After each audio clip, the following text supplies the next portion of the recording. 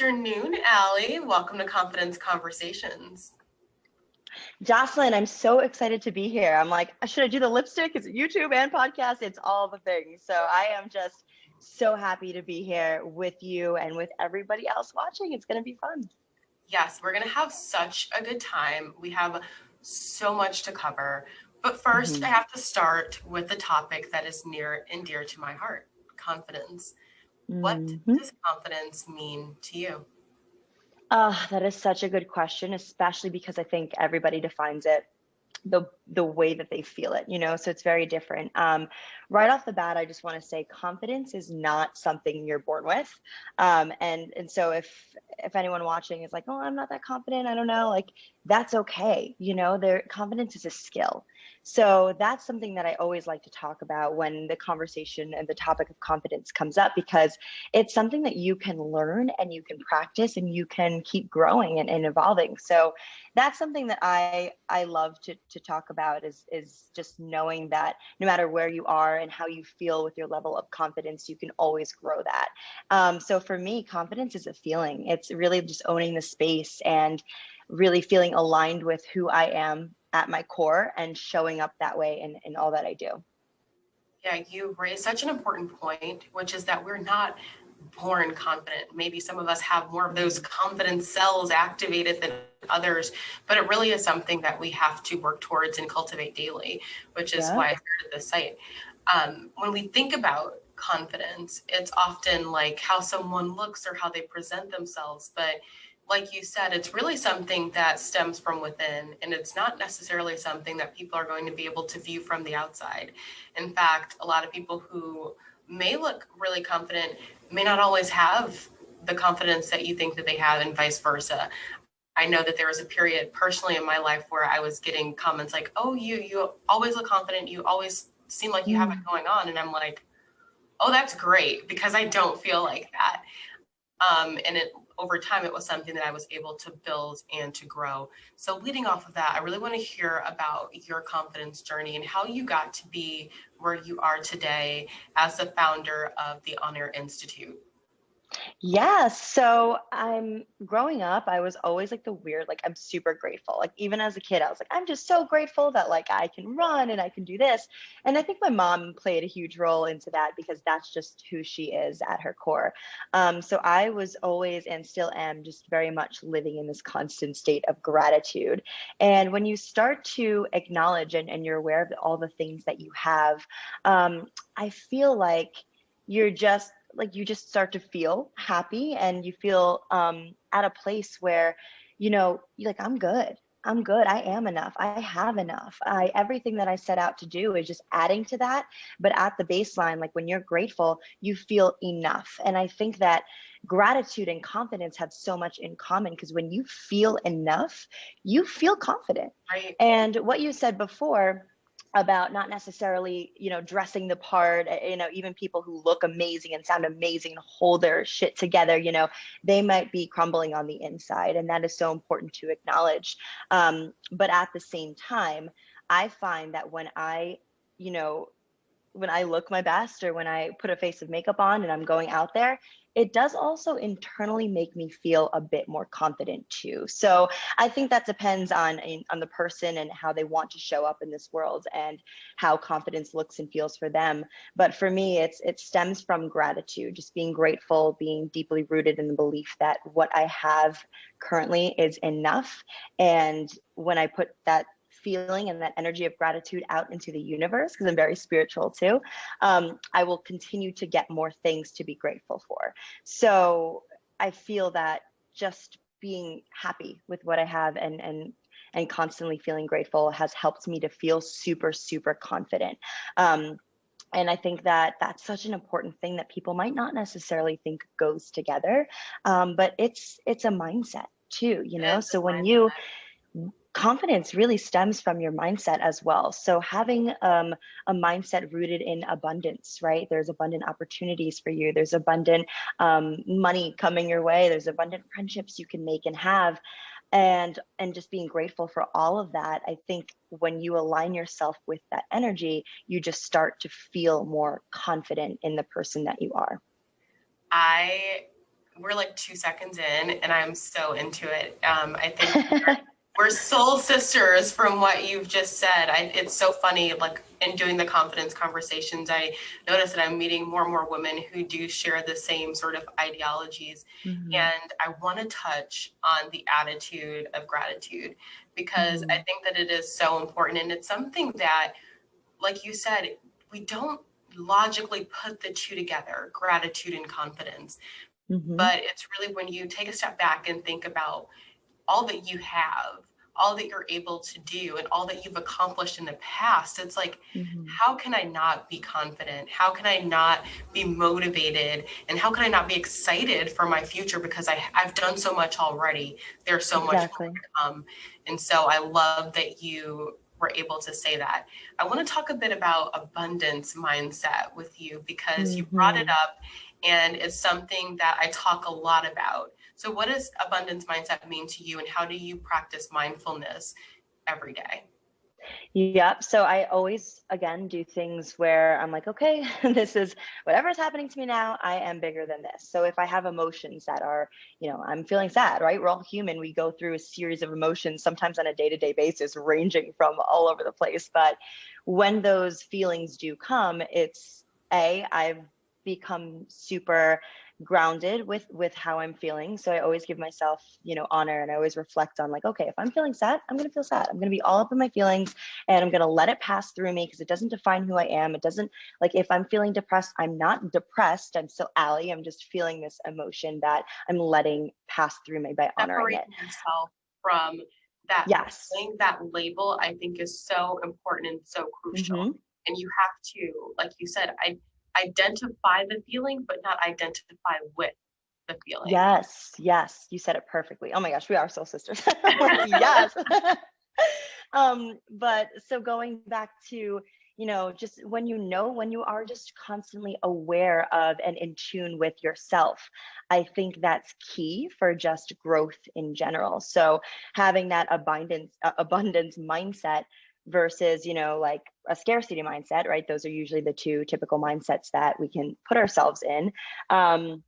It's coming from a place where you feel that no matter what happens to you or for you, it's always going to be just a step towards something bigger, something better, right? So there's abundant opportunities for you. And even if, I'll take it to Instagram for a second, just because we all are looking at Instagram. So many of us experience this like imposter syndrome, this comparison syndrome, this like, I want to be her, I want to have her job, I want to have her hair, right? So when we do that, we're constantly putting ourselves in a place of scarcity, because it means like you won't have that job, she already has it. You won't have her hair, she already has it. You know what I mean? And so you're mentally telling yourself like, oh, she's already done that, I can't do this, I have to do something else. When you're coming from a place of abundance, you're like, wow, she looks amazing, she has a killer job, like I aspire to look and sound like her one day, or have some fashion tips that she has, or maybe have a job similar. And I know that my path and journey will look different than hers, but I trust that the universe will deliver that to me, because I believe in myself and I believe in the ability to get there. And so just the simple switch. I mean, I know it's not very simple all the time, but it does take work to put yourself in an abundant mentality. But when you are there, you'll just notice so many different things about your day to day that just lift you up as a person. Yeah. You almost like become your own cheerleader, where it's like, it's okay, girl, you didn't get this job, like keep going for it, like you'll get it next time. Like there are abundant opportunities and jobs out there. So I think having an abundant mentality, and also being deeply rooted in this place of the gratitude attitude and showing up that way, like those are like, you are definitely going to feel more confident when you practice that mindfulness. Yeah, definitely. And I know that there's people listening who are probably like, how the heck do I do that? Life is not looking good right now. Yeah. And I've definitely been there. One of the things that I do is, now it's almost kind of funny because I just sit back and I'm like, oh, the universe is trying to teach me something. But take your failures, take, the downfalls, the disappointments, and look for the opportunity to learn. I'm not saying from, the get-go that you have to say, oh, this is great, this is something fabulous. You'll get there one day. But start by looking at the opportunity to learn. Where can I grow? how did that pain help me find my purpose? How did that, Mhm. failure lead me to the right track? What opportunities would you not have today if it weren't Yeah. for an upset in your past? And I think that that's one of the ways to kind of get you to really exist in the Mhm. framework and the mindset that Allie's talking about. So, Yeah, well, just reframing, right? uh, Reframing the way you look at things, the way you talk to yourself. That self-talk, positive self-talk is so important. It is crucial for allowing yourself to believe things to be true, for then cultivating your reality, right? So words and thoughts are so important for how we are going to show up in this world. And I think that when you tune into what you said, just kind of reflecting and reframing, well, how can I see this as a lesson, right? Well, how can I start to see the positives in things? Because yeah, like life isn't perfect, absolutely not. And even for people who seem like their life is perfect, on social media, it's not. And so the more that we can realize we're all humans going through something, but how can we tune inward to make sure that we are filling our cups up and feeling really, really good so that we can put our best self out there for others? That all starts with, I think, like you said, reframing your thoughts and words and speaking with love and kindness towards yourself. yeah, I love positive self-talk, positive affirmations. I want to know, Mhm. are there any affirmations that you recite on a daily basis? What keeps you going? Okay, so I'm not even gonna lie, today has been like not a great day, but I'm making it a great day. That's great. So I was like super hungry. I like found out something's going on with my gym where I can't go for a while, and I like love working out, and we could talk about that too. But fitness is like my outlet for anxiety, so it's just something that I do to feel mentally clear. Um, and so I'm like, oh my gosh, if that's closed off, like I start thinking about all the things that I could get anxious about. And super hungry, like we ran out of eggs. I wanted eggs. It's like all these like little things, right, that just Yeah. kind of add up. And it's not nothing monumental, but it's just like little things. And so I'm going for a walk, and I decided to get lunch out and bring it back home. And I'm just like, girl, like you are not these feelings. Like you are fine. Like you have, a great life. You are beautiful. You are so smart. Like all these things that just come in. Mhm. And I think I can trace it back to like middle school, honestly, because again, I was just always definitely my mom, definitely my mom's role in this.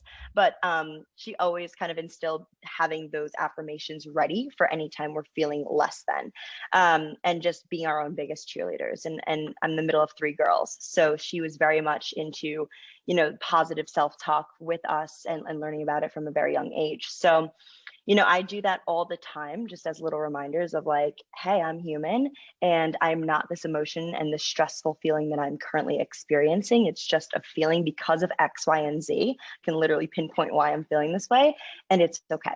Like I still have my health. I still have, right? So it's like all these things. I have almost like a track list of affirmations that I sometimes go through. Um, just depending on what I need to hear in that moment to connect back to myself and to feel grounded. And I think like whatever feels good to you, like whatever you need to hear, if you need someone else to hear it, like say it for yourself, say it out loud, say it in your head, whatever, write it down, right? Record yourself, play it over. But the bottom line is to connect to that thought so much that it then becomes rooted as a deep belief for you. And so then you believe it to be true. And when you believe it to be true, you automatically start to feel better and more connected and more grounded. And I think that's so important having affirmations. Yeah, you become what you feel and what you surround yourself with, and the Yep. conversations and the talk that you have. So, especially when it's conversations with yourself, you want to make sure that they're positive because you're becoming a part of that. You and your environment coexist. Hmm. And so it's this Yeah. very symbiotic relationship. So I want to pivot for a moment and talk about the amazing work that you're doing at the On Air Institute, because you actually teach Yes. people how to be confident in front of cameras Hmm. and really to bring their voices to the forefront. So tell me about what you do on a daily basis. Of course. So before I started the On Air Institute, I started it during COVID. And so before that, I was just mostly I'm a broadcaster, so I work a lot with different New York sports teams, with MLS and with the New York Red Bulls, and I'm their in-game host. And so what that means is, like, I'll go out, and talk to the fans and engage with the crowd and get everyone super hyped and ready for the game, do, contests, all those things. So I do that with the Nets organization. I do that with the New York Red Bulls. So I have a lot of experience in connecting to people's energies and kind of just being super enthusiastic in that space, right? So I've gotten really good at reading a space and kind of seeing, like, what do they need, what do they want, and how can I serve them? Because I know deep down my purpose in life is to connect with people on a human level through storytelling, which is why I studied journalism to begin with. And then also to just impact them, right? So whether I'm making them laugh in a crowd, whether I'm, mentoring someone who wants to feel confident on camera, I love to make that impact where they feel like they're benefiting in their lives and they're able to grow. So I've done a lot of broadcasting stuff. I was on Yes Network, I was on radio, like every kind of like medium platform you can imagine. Fortunately had the opportunity to do that. So my career has been amazing and I love it. And it's kind of like all over the map sometimes, but like I wouldn't have it any other way. And so when COVID came and kind of stopped all sports, all programming, all everything, production studios shut down, I, like so many, like everyone else basically, was really at a loss of what to do with all this extra time. I'm not someone who loves extra time, like I thrive when I'm connecting with people, when I'm working with people. So I was just like, like how, I know my purpose and I know what I love to do and I know what I'm passionate about and I know what I'm good at, right? So how can I put all of those things together where I'm still serving people, I'm still supporting people in doing what I love? And I did a lot of research. There's no other course out there similar to the OnAir Institute. And so I just my mom's also a teacher and I was living with her at the time of COVID. So I had a lot of help with someone who sets up, who structures her day to day with teaching and her schedule and lesson plans. And I think that if I wasn't in broadcasting, I probably would be a teacher too, because I just love it so much. But I just worked on it when I had the time to do so, and many months just programming it. And I hired a business coach because I just wanted to make sure everything was super, super official. And, how can my clients really get the best and the most out of this and really start to change their life? How can I change their lives? How can I serve? So I just use my experience in the industry with all different things that I've done. And I created this course based on kind of like what I would have needed and wanted when I was first coming out of college. Because even though I studied all this stuff in college and I'm a super nerd, so it's like I'm always into learning more, and I was involved in so many clubs in school. I still feel like college isn't 100% necessary. If I'm being totally honest, there's so many other ways in this day and age where we can get ahead, where we can become super successful. And so I felt like it was amazing that I went to school and I learned everything that I did and I was super hands-on, but it's not like it really helped me land a job in broadcasting, not like my dream job, a lot of work to do after you got out. And it's awesome that you were able to hire a coach to help you do what you're now doing with all the people that are under your mentorship. So I want to know, because you spend your time in the public speaking arena, right? What are 3 tips that you'd give to someone who is afraid to face the audience? How do they do that with confidence? So first of all, just know that the most confident person who's been doing it forever still gets nervous. I think that it's so important to always look at our idols and people that we want to be like, and just remember that they're human. So no matter what, everyone gets nervous. I'm going to tell a quick story about this. I was the in-theater host at the 2019 Heisman Award presentation. It was the coolest thing ever. And of course I was a little nervous, but I was talking to Tim Tebow behind the stage, which is like, what the hell, me talking to Tim Tebow, but it's fine. He's human and so am I. And I remember him saying to his fiance at the time, he was just kind of like, I'm nervous. I always get nervous before these things. And in my brain, I'm like, what? You're Tim Tebow. Like, how are you nervous about this? And so when we, and we kind of laughed about it, and he was like, he obviously did a great job. I did my thing and we had a wonderful time. But knowing that Tim Tebow gets nervous before speaking events, was something that honestly helped me to feel more confident, you Right. know? And so let that be a lesson to anyone who is, you know, hoping to be like someone one day. Even that person is still getting nervous. And so when you realize that, right, you're still going to have those nerves.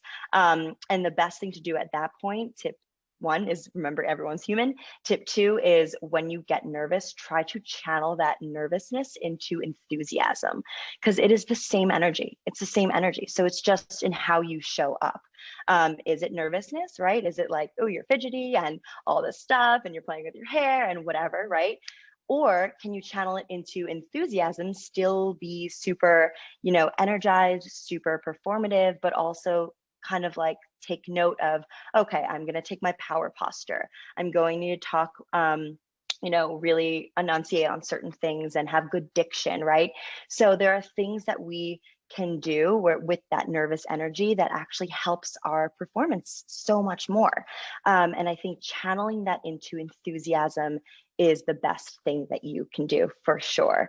And then tip three is just those power postures, right? These are tangible tips that that you can start practicing today in front of a mirror, right? So instead of slouching, right, you know, with your chin down, you know, have that high eye contact, have that chin parallel to the floor, bring those shoulders down and back, a nice proud chest. Because when you start to physically, you know, embody this confidence, this feeling of confidence, you start to actually physiologically feel more confident. And I don't want to get too much into science because I honestly, like, I'm not a scientist, but I did I'm like, read a I'm a lot up science on nerd. I that. could talk all Yeah. day about this.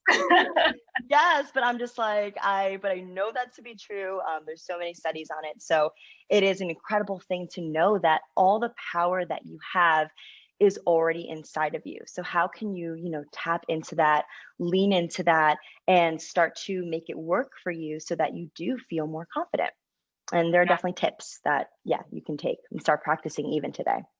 those are awesome. And I love how you ended, which is all of the energy that you need is already inside of you, which Hmm. is true. Like if you think about the laws, like energy is neither created nor destroyed. So you Yeah, can transform that nervous energy to work for your greater good so that you can exactly. perform in Hmm. front of the crowd. So I want to hear though about a time where you were nervous and actually were able to transform the energy. Let's make it real for the people. Oh my gosh. So I'm going to take it right back to that night at Mhm. the Heisman Award presentation. So that was like a one-off job. So sometimes, Yeah. you know, I'm contracted to certain teams, I'm contracted to certain networks, and I do work with them all the time. But for that particular night, it was like ESPN just were like, hey, we're bringing you in. And I was like, great. I'm not going to say no. It's a one-time thing and it's amazing. Right. And, and so because of that, anytime you do a job that's new, or anytime you do anything new, anything out of your comfort zone, anything different, of course, there's those moments of like self sabotage or those thoughts that are like, can you do this? Like, are you good enough for this? Right. But once you shut those down, which I did, and I got super, super grounded, you know, breathing techniques, listening to Tim Tebow and how he's nervous. I'm like, okay, I got this. So we were going through the night. It was going great. Kept, you know, coming back to my, okay, channeling that energy as a little reminder to me, saying my affirmations, like, girl, you are a boss, you got this, whatever. And about halfway through the night, I'm going out on stage because my job was to entertain the crowd and kind of just, you know, tell them what to expect coming up next and how are you and make a joke, almost like, and but not on TV. I was just like speaking on stage to these incredible audience members. And everything was going smooth. Halfway in, I realized I wanted to turn on my mic and my mic's not turning on, but it's not me. It was like a tech issue. You would think they would have had that figured out, but I'm telling you this because it happens and it was live and it was a 2-minute commercial break and I was running out of time and I had to say certain talking points at that time. But when things go that way, you know, when it's supposed to be super structured, you have to just like flow with the moment. And Mhm. I think being open to being able to flow with the moment is so, so important. And it says so much about your confidence too, right? Like, because that's really a time where you have to dig into you and say, no, no, no, I really got this. Like, I can't do anything they're expecting me to do. So I have to really tap into me and do what I feel is right in this moment. And so I did. I kind of like tossed the mic to the side and I was just like, hey, you would think, you know, the Heisman would have the mic working. Like I said, like not really a dig towards anyone, but it was Yeah, definitely just yeah. something to connect the problem to the audience so that they knew what was going on and they can get a little laugh. And then really as loudly as I could, I kind of just went through my talking points quickly, even though we were really out of time at that moment. And just like, hey, this is what happens, we're all human.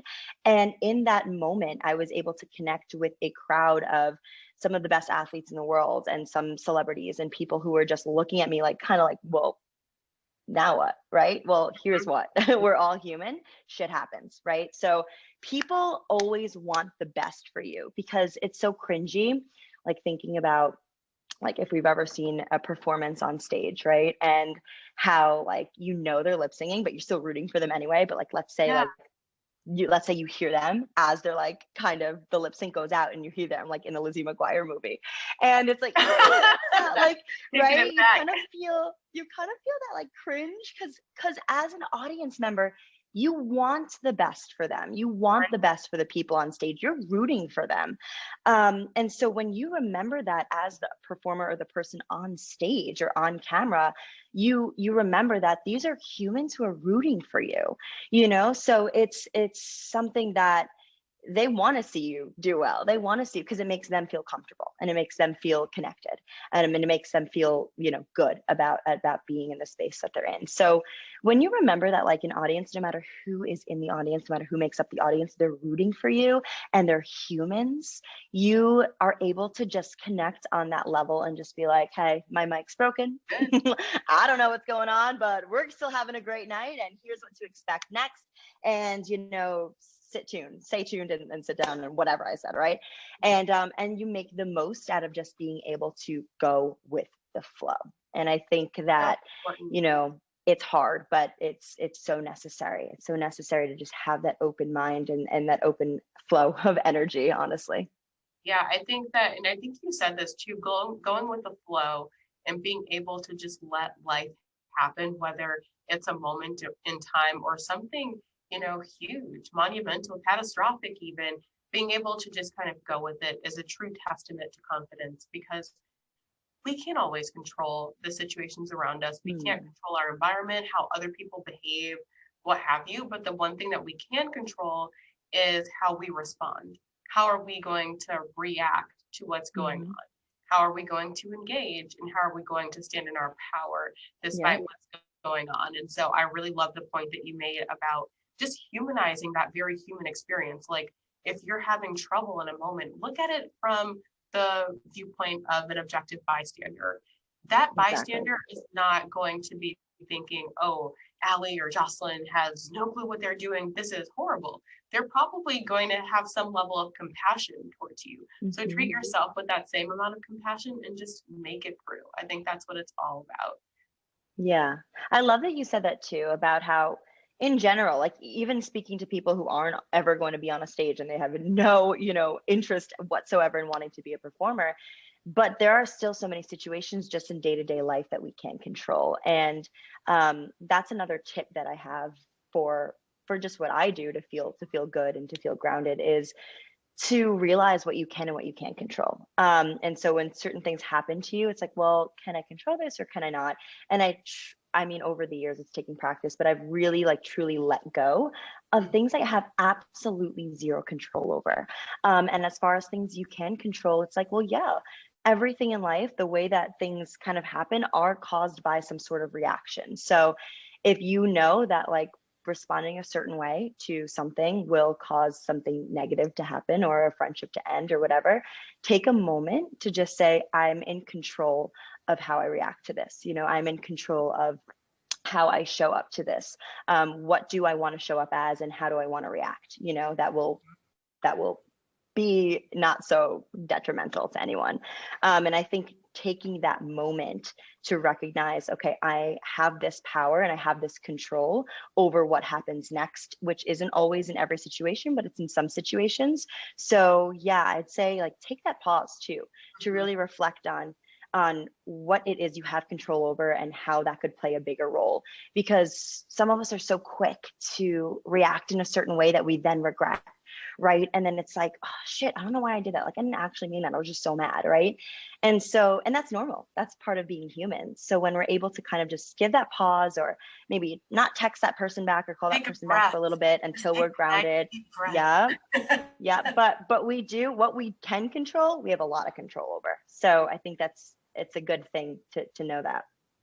Yeah, you raise a lot of good points. And I know that you have to practice some degree of mindfulness, confidence, not some degree, a huge degree of that in the work that you do, especially given that it's primarily a male dominated field. So I want to know if you've ever struggled with imposter syndrome, or really just how comfortable you've gotten in the position that you're in, and how do you sort of maintain that confidence on a day-to-day basis? Yes, that's such a great question because so there's like two things that come to mind here. Working as a broadcaster in general, I've never felt different being a woman.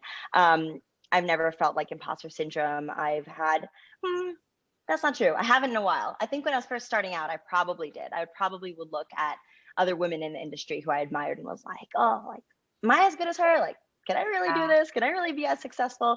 So yes, I can't say that that's not true. Fortunately, it hasn't happened since, a little bit now. So because I just feel, again, so aligned to where I am and knowing that my journey is different than everybody else's, which again, takes work, a lot of mindset work. But being a broadcaster in sports, yes. And so that's where I got a lot of imposter syndrome surrounding the fact that I was a woman and I am a woman. And, that there's not a whole lot of women being recognized as sports broadcasters, or as people just in sports on a day-to-day, and journalists. So yes, I had a little bit of imposter syndrome, just thinking like, oh, I don't know every single term for soccer yet. I don't know like every single, like all these little things. You start to realize that, oh my gosh, I didn't grow up watching sports like so many of these guys in the industry did. I didn't do that. I grew up in a woman household. I grew up with my mom and my two sisters, and it was just us, and it was like loving things, and like dramas. And I mean, I won't say typical feminist things, but it kind of was. And so so I didn't really have that like strong male figure in my life who was interested in sports.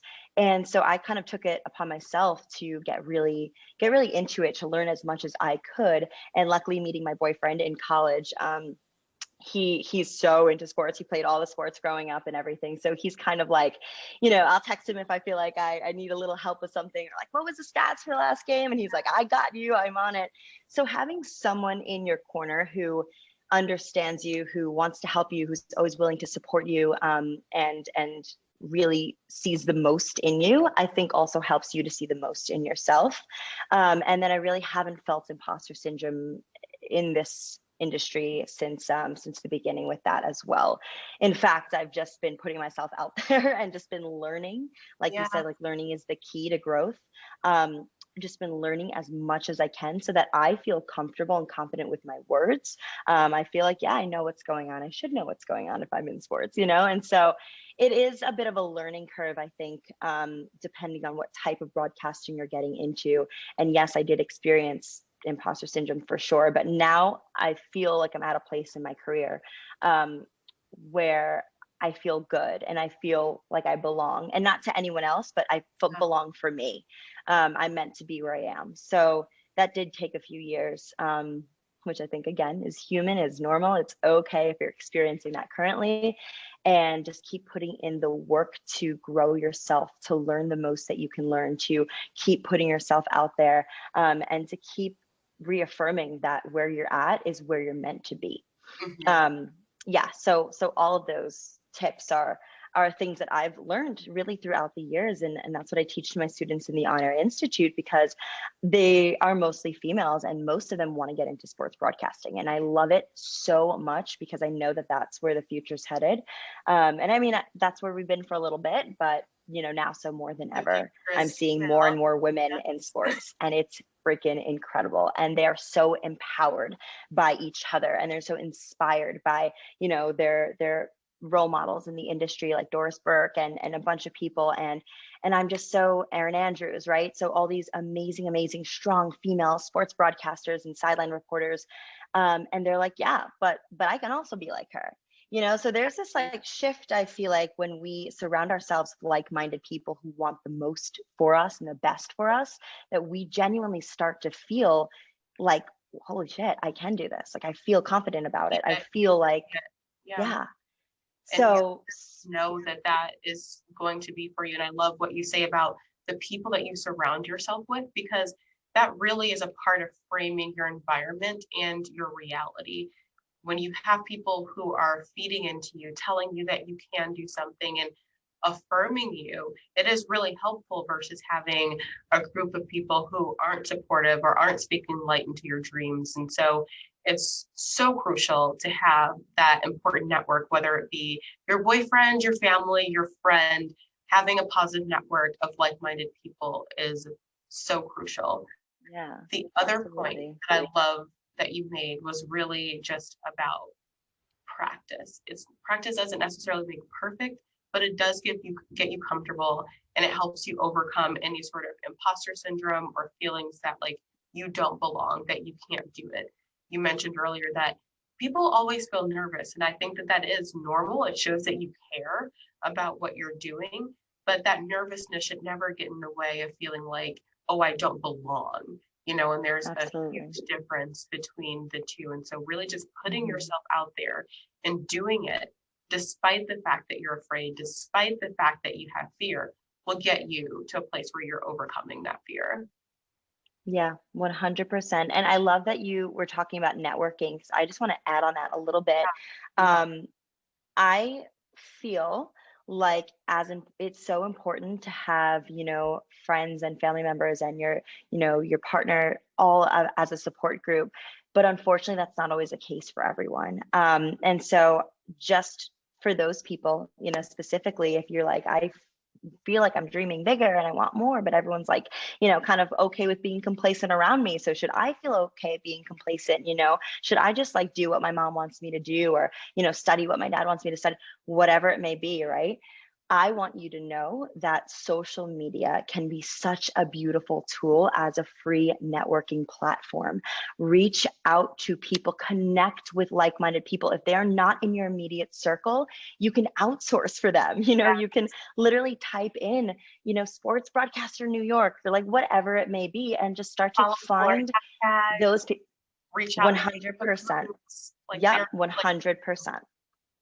And I think it's so important to know that if they're not in your immediate circle, you can still network with like-minded, amazing, successful people that want the best for you, by just reaching out and just starting to put in the action to just connect. Because when you start those connections, you start putting in the work, right? You start taking that messy action. Because like you said, it won't be perfect, but I genuinely don't think anything in life is perfect. I think perfection is something we all see differently. And so how can there good be idea. one perfection, right, when it's perceived differently in everybody's mind? So that's something too, is like to never wait for something to be perfect, like a perfect moment, like, oh, I want to wait until I graduate before I start putting out my YouTube channel.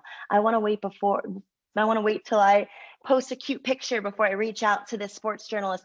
It's like, no, no, no, no, no. Just take the action now. Start showing up as this boss that you know you're meant to be. And then as you take the action, you start to feel that way and you start to connect to that highest version of you.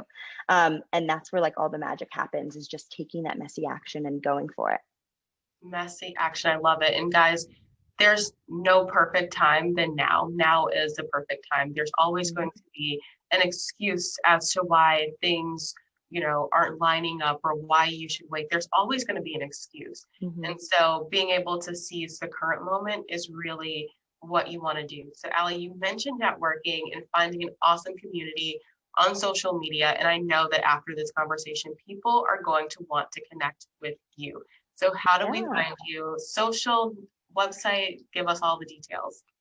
Cool. So I should be on Twitter just because I feel like everyone else in the industry is, but I'm not. So like I am, I'm just not really on it. So Instagram would be the best platform to directly connect with me. If you want, industry support, or you have questions surrounding anything we talked about, or just anything in general, that is ali.melendez on Instagram. And my website is just alimelendez.com. So all of, the information about the OnAir Institute and my mentoring programs and options. It's all there too, as well as a huge little, that's not right. That's not correct, but a huge, kind of small summary on my backgrounds. And the reason I say it's huge is because I do a deep dive, but I say it's little because I try to be humble. So there's a lot though. There kind of is a lot. So if you're like, who is this girl? Check it out. I mean, contact me directly. I'm always interested in connecting to people, as I said earlier. So yeah, reach out to me. I'd love it. All right. Well, you guys have to check Allie out. Please join the OnAir Institute if you're looking to be a boss like Allie and own the screen. And girl, we will talk to you so soon. Thank you so much for joining Confidence Conversations. Thanks, Jocelyn. Bye, guys. See ya.